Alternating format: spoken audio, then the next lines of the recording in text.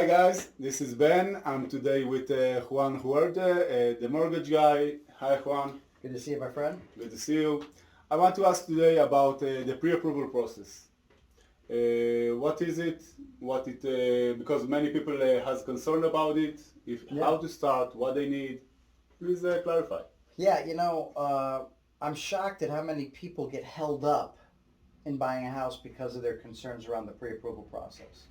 But I kind of get it because I hate paperwork, right? I mean, all the loans, all the paperwork we have to get from the loan, right? I'm glad I've got, a processor and assistant to help me with that. But I get it because when I have to go do stuff that entails a process, I get a mental block. But in this case, it's really too important not to get past that. And the pre-approval process really isn't that bad. Just let's clarify what is the pre-approval process. Why people do that? Yeah. So if you don't have the money to buy a house cash, right, you're gonna have to get financing.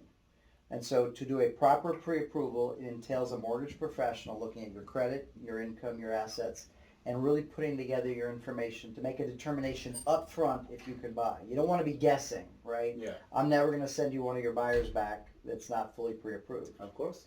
And there are companies out there that do kind of a pre-qual. That's not a good idea because someone could say, yeah, I make a lot of money, my credit's pretty good. Until you really pull back, all the layers and understand what's going on, you could find little problems there. So pre-approval process really entails getting all your income documentation, getting your asset documentation, and running credit.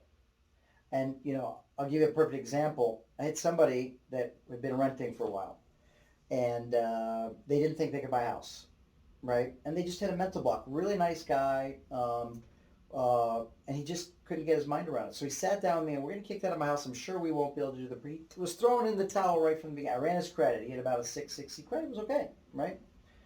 And I did it, and I'm like, oh, there's no way we're going to qualify. I think part of the issue is they're worried they're not going to qualify. I just thought of that. I think maybe people are concerned that they're going to find out they don't qualify. Yeah. Maybe that's it, right? They're afraid of a rejection from the system or something like that. I don't know. That could be it, right? I think there's a piece. But he's there, oh, there's no way. And I ran the numbers and blah, blah, blah. And I'm like, yeah, you could buy a house. And I told him, I'm like, the payment will be $2,100. There's no way I'm going to qualify. And I'm like, you're fine. It's not even close. His rent payment just went up to $1,960. He was month to month. And he looked at me, he's like, that's it? I go, yeah. He said, I've been looking around for rentals and I can't get a rental for that. And it wasn't even hard. Now, for him, it was a little challenging getting the documentation together just because he didn't have it in one place, but it didn't take that long. And so I think the biggest thing I would say to people is find out, rip the Band-Aid off, right? And get the good news or the bad news. A lot of times it's good news. If it's bad news, we'll put you on a game plan and we'll give you an idea of what you need to do to take that next step, right? Yeah. Because as a listing agent, also as a buyer agent, they have, if they're gonna see a house, yeah, they need this letter. They need a pre-approval letter to be able to make an offer. Yeah. Because without that, no one's gonna accept your offer. Yeah, I mean, there's so many offers that I want the best for my clients if I use the house. Yeah. So if you don't have any, you're not approved for anything. What would I look at your offer? You hit it on that. We don't know if you will be qualified. Yeah. And we have 10, 12, or 20 or whatever, that some of them cash and some of them pre-qualified. I know that this guy probably going to get a mortgage. Yeah. Someone that come in without nothing, so you got no chance. Yeah, I'm still shocked. There are agents that will go out there without a full pre-approval. It's just a big waste of time. Yep. And it's not that the people are bad. It's like, oh, I'm sure I can qualify. That's the market.